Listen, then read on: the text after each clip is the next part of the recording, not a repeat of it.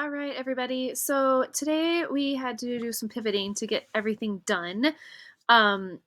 We in class, if you were on Google with me or in class, then you already know that I had this posted. This is how we started today is attendance. Do not forget your attendance. Check your grade book because people are not checking that and you need to write what you're missing in your planner. Please turn in missing late work or work that needs to be fixed. Please do not turn in incomplete work or pictures or notes. You need to turn in the actual unit rubric with the correct photos in the correct spots with reflection questions answered. I have gone over this week by week by week. It's the exact same every week. It's just a different rubric. So please do that correctly. You should be done with your 4 practice graffiti and your name graffiti from Tuesday. You should be done with your discussion from yesterday. Today we started shading techniques and the brick wall practice. So that's what we actually started in class today. So in the Friday folder, step 2 was the shading technique. I went over that yesterday as well in class for some people, but you need to follow the slideshow here, so value and shading. You are literally going to draw 6 boxes. They need to be drawn nicely, like look like squares. You are then going to follow along in this video. You can also draw them together like this. I do not care. But your value scale should be nice and shaded. You always want to start dark because you can't get any darker than your pencil allows. So it's all about pressure. So as hard as pressure you possibly can with your pencil is as dark as you go. Then you slowly and gradually lighten and lighten and lighten and lighten until you have nothing but it's white. So you can see some examples here. Okay. It's all about pressure. Now, the next step is putting this into practice and showing me you understand a value scale using a pencil. You understand shading using a pencil. You're going to draw 3 squares. Boom, boom, boom. Now, this should be like literally half your page in the middle. So the top part is your value scale, the bottom part is your squares. You can decide, do you want to go left to right, like side to side? So you can see it's like dark, dark, dark, dark, gradually lighter to super light, back to gradually getting darker to dark. Then the opposite, super light, darker, darker, darker, back to super light.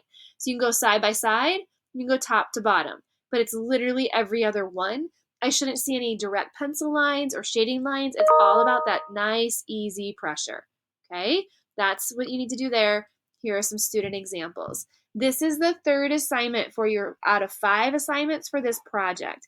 Assignment 1 is your 4 practices. Assignment 2 is your name graffiti or word graffiti.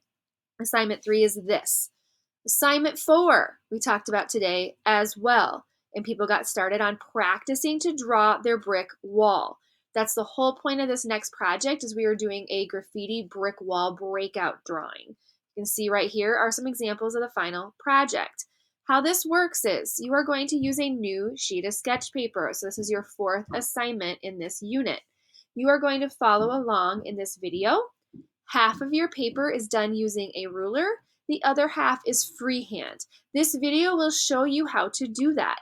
Your paper should look something like this student's from last trimester. They had ruler side and then freehand side.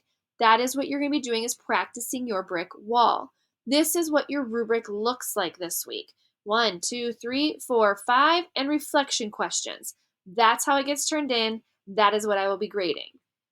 This is a tutorial on how to draw the actual brick wall. I had students who got done today with their practices and they literally started on a new sheet of paper, because again, you have 5 pages for this unit, drawing exactly what they see here with their brick wall.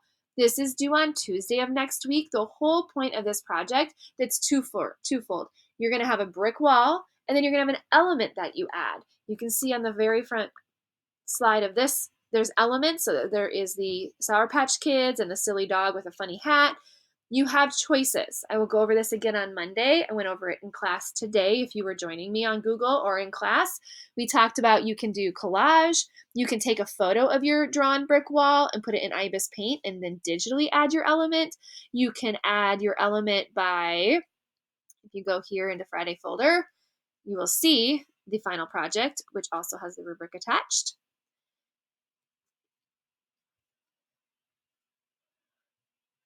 Right here, you can see all of the extra stuff that students added.